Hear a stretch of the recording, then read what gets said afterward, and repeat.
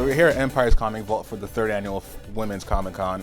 This band is celebrating great women in comics, and we're with... I'm Barbara Randall Kesel today. You were telling me that you worked on Watchmen. Was Alan Moore easy to work with?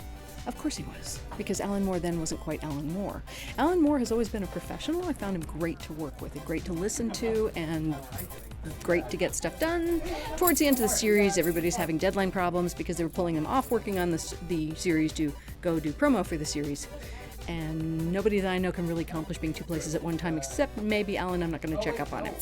But I found him really gracious and kind and professional and fun. So as an editor reading the drafts that were coming in, what did you think of the story? Well, I thought it was annoying because everybody's standing in the hallway drooling, wanting to get in and want to get a copy. When the packages came to, okay, this is in the days before internet, email, and poof, I have it instantly. Mm-hmm. This is back in the days when FedEx was exciting because we could get it in 2 days. Were they coming by horse still, or would they have a car? Pretty much. Horse, mostly by freelancer. Okay. That's in the era when you still had to live in New York to be in comics. But anyway, when Ellen's packages and Dave's packages would come in, people would hover outside my office waiting for them to be opened and photocopied and freaking passed lurkers. around. It was great. And how did you get into DC in the first place? Because I wish I could get into DC at all. How did you get in? I had somebody try to kidnap me in Pomona, and I ended up in a comic book store. And that led me to write letters to comics, and that led Dick to want to hire me because one of those letters sort of lambasted him for he was doing comics wrong and how they could be fixed. Okay, first of all, that's a true story. Yeah. Usually I aspire to meet someone who would who would give me a nod or a wink. You had the most interesting comic book introduction I've ever heard. Mm-hmm. And probably the most nearly lethal. But, it worked out pretty good. Comics are pretty lethal. Have you not seen the prices lately? Well, that's true. But I mean, it used to be 50 cents at one point. You seen the price tag on some of these bad boys? It used to be 15 cents. You're breaking my heart now, okay. It's my birthday. I'm older now than I was yesterday, so there you go. So you're saying freelance. What have you worked on in your freelancing gamut that you were mostly proud of? That I'm most proud of? Some of the most obscure things. I'm most proud of, let's say, Elseworld's Finest Supergirl and Batgirl, the infamous book with the baby in the bottle, and the one that sold out on its first day, apparently, which is why they didn't put it back into print because it didn't sell enough. But they can't reprint it because it didn't sell enough, but it sold out the first day, which means you'll never know how many you could have sold, which is always sort of an awkward conundrum to be in as a freelancer. Before the internet happened. Really, what? All right, so we're here at Empire Comics Vault for their Women's 3rd Annual Creative Minicon. We're here with... Creative Women Minicon. Etta Jean. Jen Monson. And so, can you guys tell us about what you guys are doing here in terms of your work and your art? I'm here to be in an awesome store with other awesome women, with showing off what I'm currently working on. And what are you working on? Can you show us a little bit of that? Well, right now I'm working on Zentangles. Mm-hmm. Those are awesome, by the way. I got some original stuff here, mixing ink with watercolors, and making... Ooh, let's find a really pretty one. I like the succulent. The succulent? Ooh. That is made with pistachio shells. I was always a realist. Mm-hmm. I've always wanted to do just total realism, and then I started getting more into wanting to do stuff that was easier to do at shows. I write fantasy and paranormal romance, so they're romance novels. In the case of the one who couldn't put it down, the Chronicle series is the most notorious for that. It follows the adventures of the last member of a race that's been persecuted for 2,000 years. She's fighting for her right to survive. Christians? No. So to create such an addictive work, what's the thought process like? What do you usually go through? I go through the same emotional roller coaster of any reader as well as my characters. In the case of my stories, I do a lot of outlining. I'm what we call a plotter. I outline everything. I figure out where I want to go. I figure out A and B. And then the middle ground, it's sometimes a surprise, but I usually have a vague idea of where I'm going, and sometimes there's plot twists, and sometimes my characters will do things I don't expect. And there have been a couple of instances where I'll type something somebody said, and then I'm like, oh crud, you just changed the whole plot. Now what do I do? So it's almost like you're a conduit of the story itself. It feels like it sometimes. I sometimes jokingly say I'm not a writer, so much as a transcriber. I'm listening to something or somebody tell me their story, and I'm letting it out for everybody. So where can we pick up both your art and your books? EttaJeanFantasy.com. All right. And on Amazon. They're Awesome. available in print and Kindle. The best place to find me is on Etsy. Okay. So at Genuine Art, Genuoneart. That was awesome spelling, by the way. Yeah, thank you. .etsy.com. But also genuine art. If you look for me on Facebook, Twitter, Tumblr, Instagram, I tend to post. All right, guys, back another interview at Empire's Comics Creative Women Minicon. We're here with Christine and Rachel. All right, so first of all, these two lovely artists blow my art out. My stick figures will never compete with you. How long have you guys been drawing for? Oh my goodness, I have been drawing my entire life, and I'm not giving away my age, but a very long time.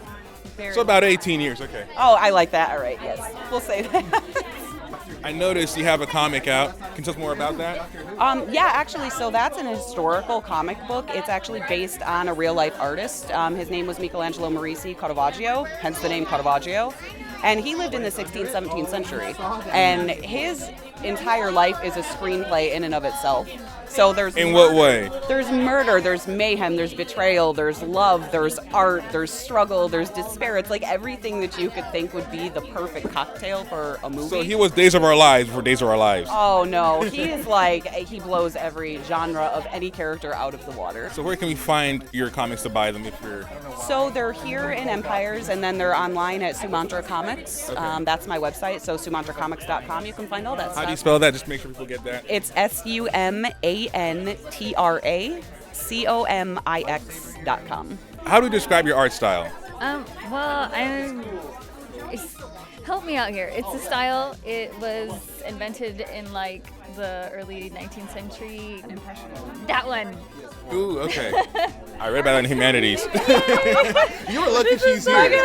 Thank you so much. I'm like, it's my favorite. It's like my favorite kind of style. So that's kind of how like I use a lot of impressionist artists as reference when I'm working on things. Like that's where I kind of pull inspiration from. Okay. So that's mostly why my stuff looks kind of like. So in terms of style of drawing, are you digital all the way, or do you go from... I know you have a sketch pad in front of you, so do you sketch it out and then scan and then digitize it, or? I actually don't have a scanner, so I take a picture of it. So I draw it, and then I take a picture of it, and then I just pull it into Sci and work on it. And like. We got to get you a GoFundMe account right now.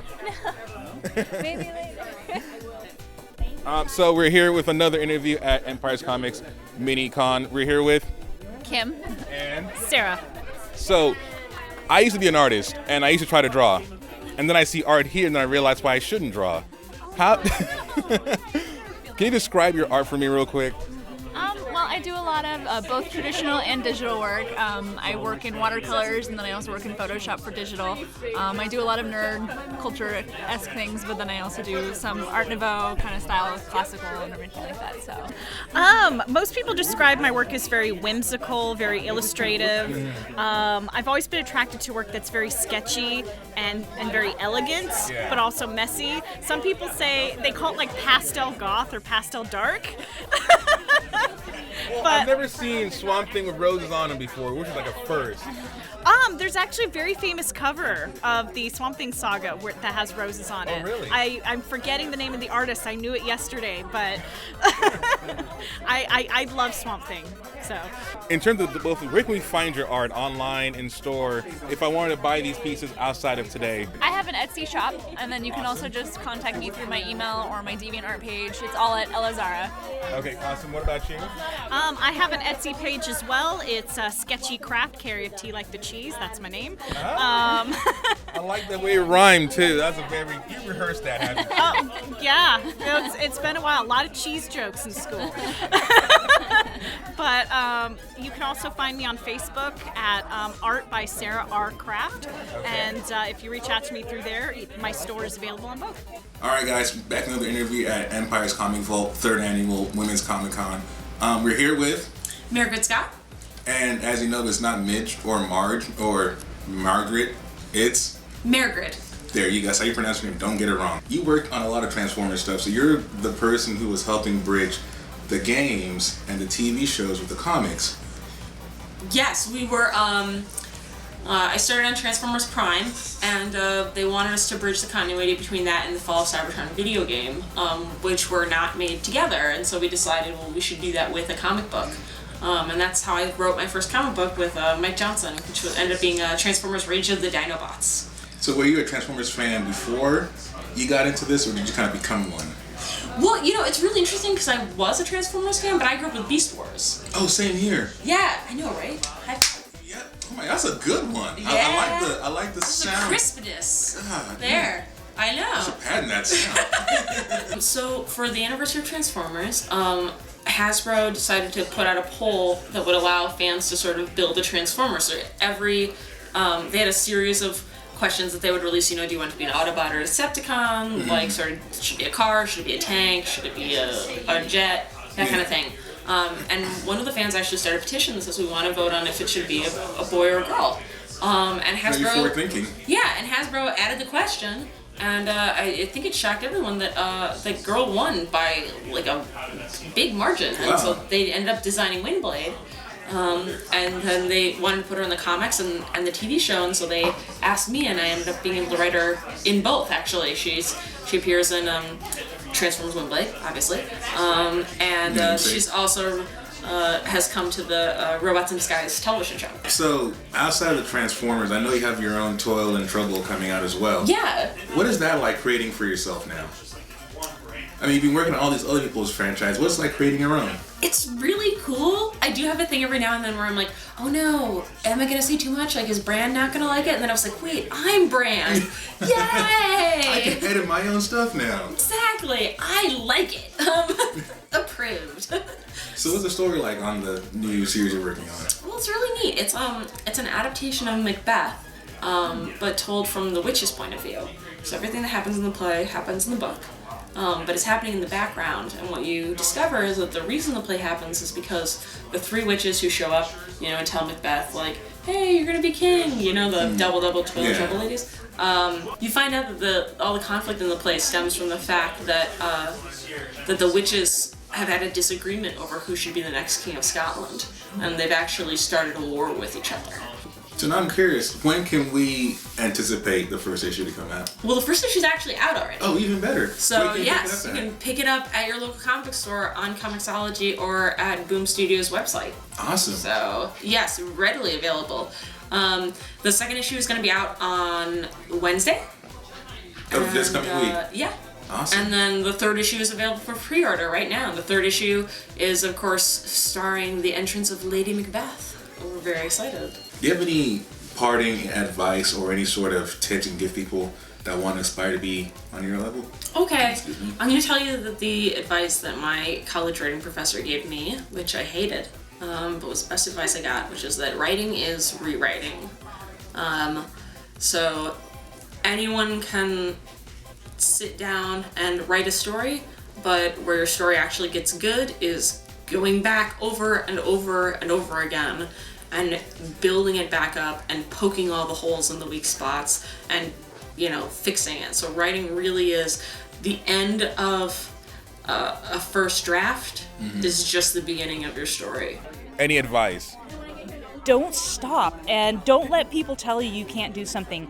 I had painted on glass, and a teacher told me, you can't do that, that's not art. So don't let people tell you that is not art.